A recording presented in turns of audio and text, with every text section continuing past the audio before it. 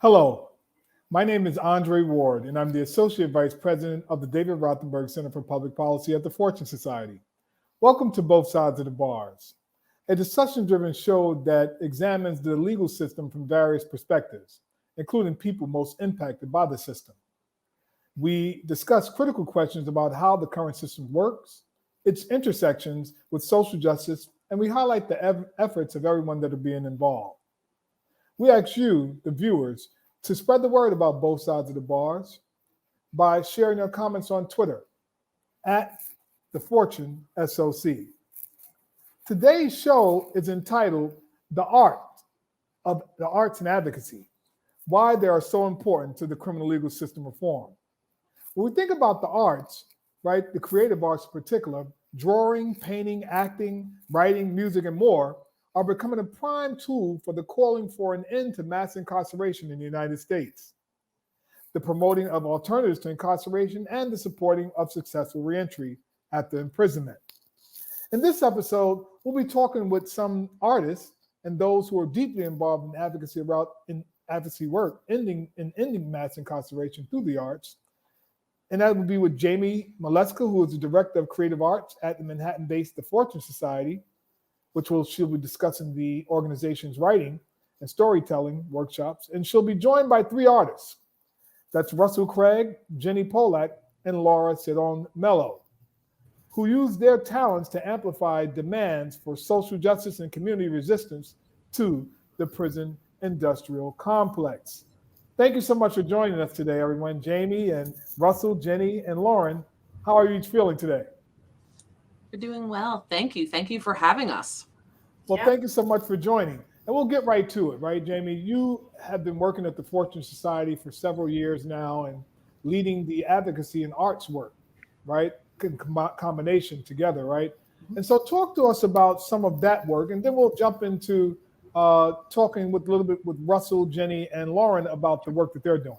Sure, absolutely. Well, it's a pleasure. Thank you for having us and for highlighting arts as advocacy. So I am lucky enough to serve as the Director of Creative Arts at Fortune Society. And it is basically our general approach that certainly, while we deeply believe in the healing and transformative capacities of creative expression, creativity, imagination, we deeply, equally believe that any type of artistic expression in and of itself is advocacy, whether it's the individual artist sort of stating their claim, their vision, their point of view, or certainly, which you'll see with a lot of Fortune artists and Fortune community members, them directly imagining more just collective futures through their work, processing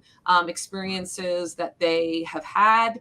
And so we do this through a myriad of ways. Certainly we have workshops and opportunities to perform and amplify, be it on the page, in performance, being published, on stage. We do this through a variety of ways. But what I'm excited about in conversation with these incredible artists that are here, Laura, Russell, and Jenny have certainly their own art practices that, certainly they'll speak to, that weave in advocacy as a part of their work. But we are lucky enough to be officially a part of an incredible opportunity here in New York State called Creatives Rebuild New York. Their artist employment program is a 2-year program where artists embed with community-based organizations. Fortune Society was lucky enough to be one of 98 organizations that were selected across New York State. So due to their incredible generosity and support and deep belief in artists as being not only just vital to a solid economy, but imperative to New York State's vitality. We were a part of this. So to have each of these artists in bed with us for the next 2 years, we talk about arts as advocacy. It literally, the sky's the limit. With their expertise, the opportunities that it already has and will create for our community members. We lit many candles for this opportunity, and to be able to have this kind of sustained relationship and expertise and community building is imperative. So I'm excited. I hope we get to come back and chat with you, Andre, at the end of 2 years to talk about all the growth. No, absolutely. I want to transition now too, because we have, like you said, Jamie, so other amazing artists who joined you, right, who are part of the arts as advocacy work. And I want to circle to Russell. Russell, I know that you're an artist, right? You paint, right? And then you're from Philly, right? And so talk to us about, like, how do you use your gift as a painter, right, to be involved in advocacy work? Well, first, I'd like to start with the fact that I use art to change my life. I'm formerly incarcerated, and it wasn't easy, but it was all about really just like putting all my efforts and really believing that art, because I really believed that art would change things, and it did. So when I was in Philadelphia, I did some work with the Guild program of Mural Arts in Philadelphia with formerly incarcerated youth from the ages of 18 and 24. Get the opportunity to participate in art workshops and other workshops that I wasn't the instructor of, but things like that, but just being a part of that, gave me some experience. So it's an honor to be transitioning to New York, where I'm based now. I'm in Brooklyn, but I'm in New York. So working with Fortune Society, I'm looking forward to trying to inspire someone in the New York area. And what are some of the things that you actually paint, Russell? I paint many things. I was doing a lot of portraits, but my work deals with a lot with social injustice, the prison system, and things like that, and my experiences and stuff like that. But also, I work with communities with making murals, and I wanted to have mural workshops with Fortune Society. Is like one of the things that I want to kick off with working with Fortune. And speaking of painting, right, I want to transition now to Laura. Laura is almost like a technological painter, right? In that if there's a thing, right? She's a technological painter, right? In that, like, she is a bicultural graphic and social designer, right? And talk about that work, Laura, and how incredibly important that is relative to advocacy work, empowering people, etc. Yeah, so my background is more in design, and my let's say like professional career has been more in doing visual design. So using a lot of my skills via like using a computer. But I've also used like a lot of my hands to raise my voice and the voice of others when it comes to like social injustices. And I feel like as a designer and also as an artist and someone who just cares about humans in general, that art is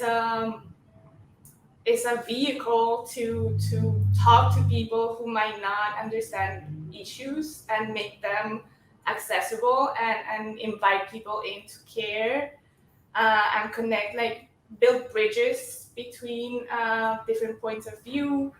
And I also feel like art. I don't remember whose quote is this, but it says something about the role of art is to make revolution irresistible. So I feel like us as artists and as creative people have that gift of making things look beautiful and appealing, and also very important, like putting things up in people's faces and making them care, and so that is how we drive like social change, right? Because that is how any major social movement and any major like social rights gain has happened, like pushing back.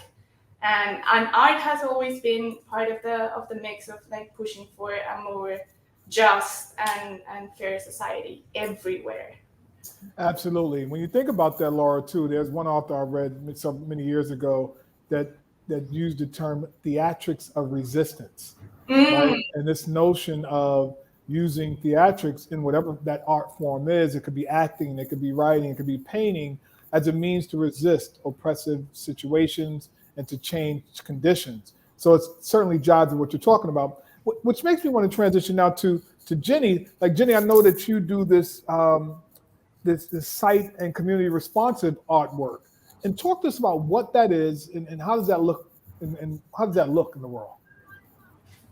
Well, a good example is the work that I did at Socrates Sculpture Park here in Long Island City. There's an amazing sculpture park, and it gives opportunities to artists to come and make a large-scale work. And that's how I met Jamie and the Fortune Society, because my piece that I began to make just at the beginning of the pandemic, which is called Offshore, was a very large sculpture, kind of in the form of a jetty that projected a kind of small mini prison cage over the water of the East River. And it was in direct reference to Rikers. And I designed the piece so that people who came to look at it would have to look out over the water, kind of towards Gracie Mansion, which is where that part of the waterfront looks, through a prison cage. When I designed it, I knew that I wanted to kind of populate it with the real experiences of people who'd been through incarceration and maybe Rikers specifically, and local people. So I reached out to local organizations that are working with people who have experienced prison and jail, and asked them if they would like to be involved.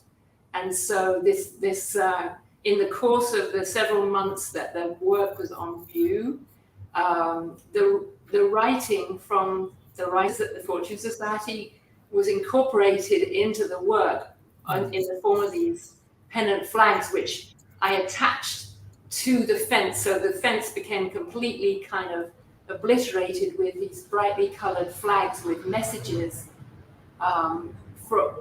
written by the people themselves, so that their words came to a wider public, and it was a platform for those experiences to be communicated.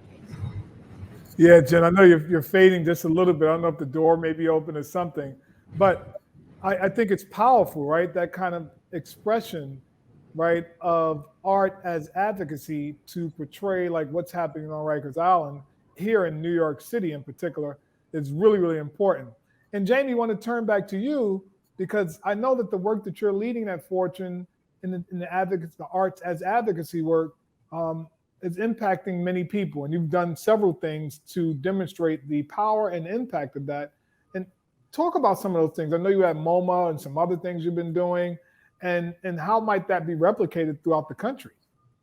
Sure. Well, one, I would say that we are lucky enough to obviously be doing this specific work in New York City, and certainly there are a wealth of resources and major art institutions, artists like these incredible folks, small grassroots organizations that are generous and willing to form coalition and to do this work together.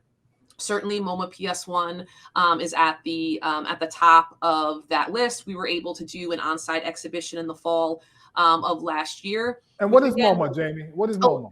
It is I think it's safe to say, maybe you all can correct me in saying either contemporary or modern. What would be the actual choice in terms of time period? Modern? Modern. Okay, yeah. So a modern. Modern, but their choice of art is contemporary. Yeah, more experimental artwork that is related to the Museum of Modern Art, but this is the Long Island City, Queens-based outpost. It is an international art museum. That's the quick explanation. And it was, for the first time, Fortune community members and Fortune artists were able to share their work and be considered within that context with an international audience. So certainly beyond New York City, certainly beyond the state, and certainly beyond the nation. It was the first time that we were able to share this kind of work. And we are very much so interested that certainly while aesthetics are important, that there also is an activation for audience and visitors that are coming into contact with our artists' work. And so it was actually Laura worked with our arts community to create a zine that, again, while exquisite, And what is the zine, to look Jamie, at. for Oh, us Laura, do you unlearned folks? want to pitch? Do you want to take that question? So the zine is about the language that we use to refer to people who have gone through the experience of incarceration and just like been marginalized by the prison system, basically. So I did a series of workshops to work with community members from the Fortune Society to ask them, like, how do you want to be talked about? How do you identify? What are the words that you feel that represent you as a human being, right? Because just the experience of going through incarceration is one of dehumanizing you, and it puts you a label, and you come out with like a lot of dehumanizing, stigmatizing labels like prisoner, ex-con, parolee, all of these things that are terrible. So it was an effort, and it is an effort of educating people on how to use humanizing language when we are talking about people who have been impacted by the criminal justice system. Mm-hmm. Using the words of the people who have been impacted by it. So it's, you know, like in that experience, it was just like, just call me by my name, you know? Exactly. And so tell me some more, Jamie, too, right? I mean, some more of the actions that you're all involved in. I understand there's some other stuff, not just the work that you do with the art installations, the work that Laura just referenced around the language changing, but there's also some music that's involved, right, in your work, right, too. So talk a little bit about that. Didn't want to get to you, Russell, to talk a little bit more about your arts work, like what's happening now. Yeah, absolutely. I mean, so certainly, yes. So we are lucky enough to have a really robust arts program. We, up until recently, referred to us as being tiny but mighty, but thanks to these incredible human beings, we are certainly growing.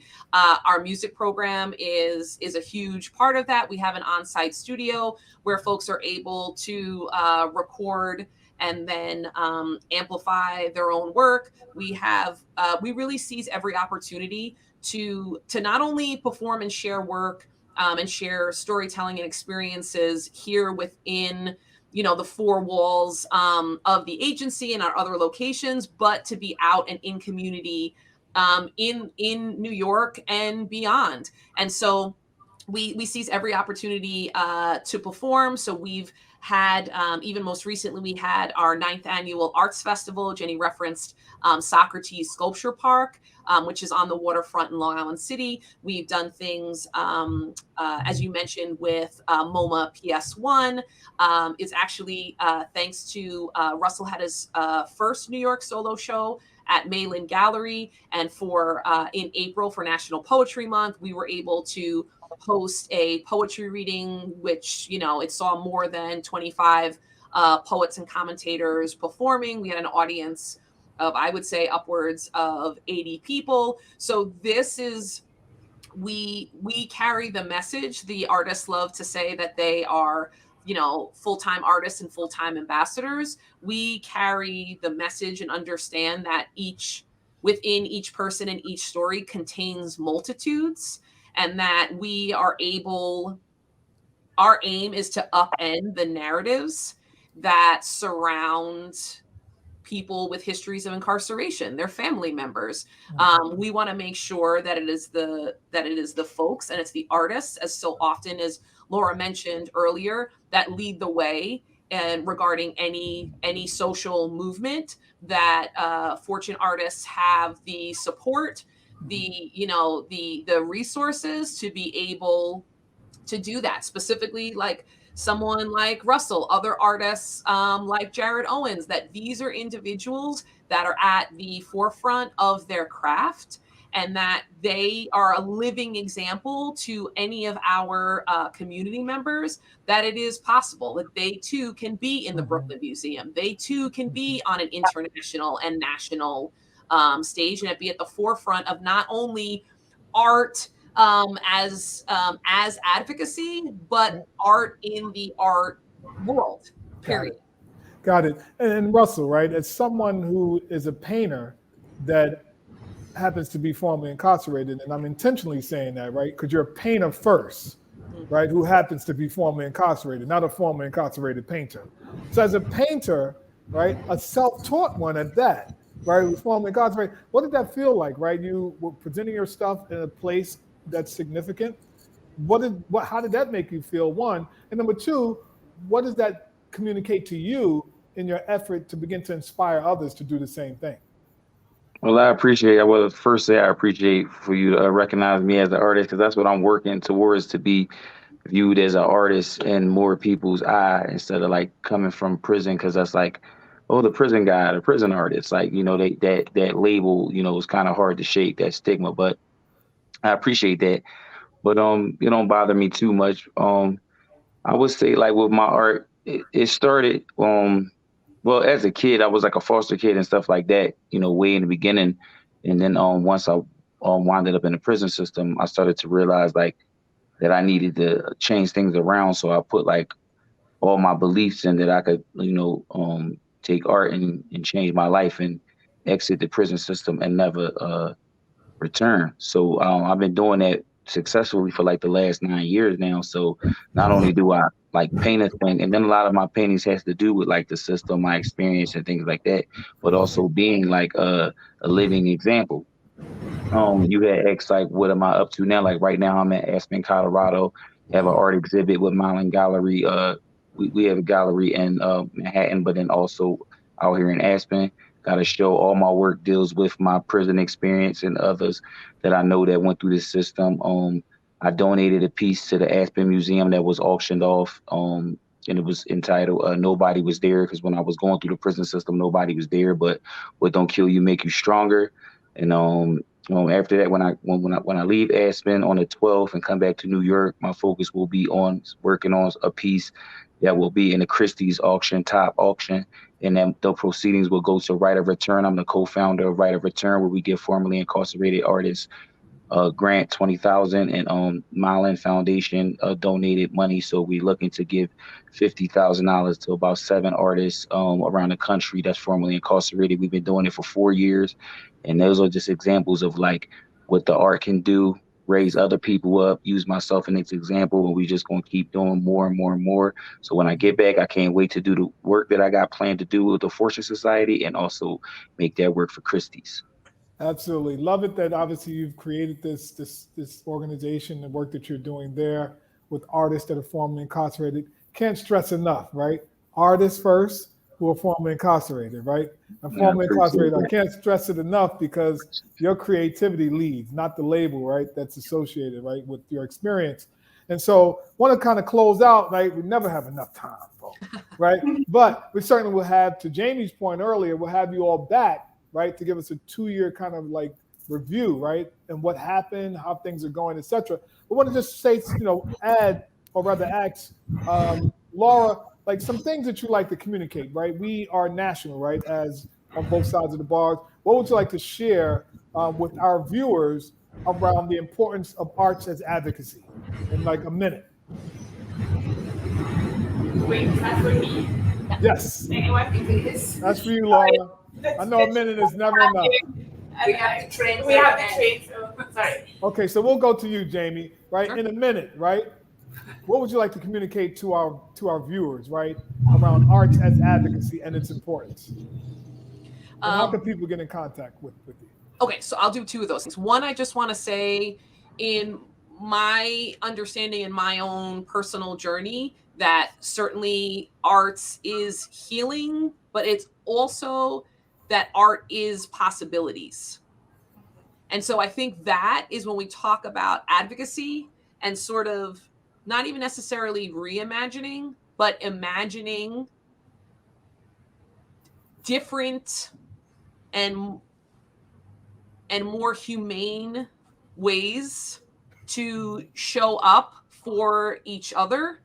I think it's imperative, and I think that certainly it gets at the essence of being human quicker than certainly any other mode that I know of. I also, to your second point, want to say that if folks are interested certainly in just learning more about the work that we're doing here at Fortune, there are countless organizations across the country that are doing incredible work using art as the vehicle to transform the criminal legal system, but beyond that, thinking beyond punitive means and showing up for communities. So if other organizations want to learn more about the model that we're using, we certainly would love to learn more from them. Certainly you can visit Fortune's general website, but we also, another thing that Laura created, our own website called Art Portal. So you can visit that at fortuneartportal.org. Can you repeat that, Jamie? Reference to is also available there. Can you repeat that, the website again? Oh, sure. fortuneartportal.org. Perfect. Thank you so much. And Sure. so Laura, we have maybe like 30 seconds or so. Laura and Jenny, we can split this minute, 30 seconds apiece. What would you like to communicate to our viewers about the importance of arts as advocacy? All speak up at once. Okay. So art gets through to it has the opportunity to communicate to a really broad audience. So we want to be in conversation with many people out there about the issues that people who are formerly incarcerated face. And we want to inspire empathy and action. Thank you. Laura? I want to say art and advocacy. Art is just life-giving, and I feel it's one of the most effective vehicles to help people get embodied. And when we are in our bodies and we own our experience, we can free ourselves and help others do the same. So that is advocacy, and that is revolution, and that is how we change. Laura, Jenny, Jamie, and Russell, thank you so much for joining us today on both sides of the bars. We really appreciate it. And again, we will have you back on for an update on what has happened based on the important and incredible work that each of you are doing. And we want to thank you as the viewers, as always, for joining us here on both sides of the bars. In the meantime, on behalf of the Fortune Society, we thank you so much for tuning in today and for really listening to this important discussion.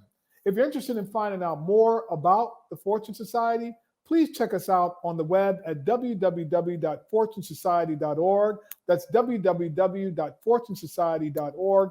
Or you can find us on Facebook by typing in the Fortune Society. My name is Andre Ward, and as always, I appreciate you for joining us here as we take a critical look at both sides of the bars.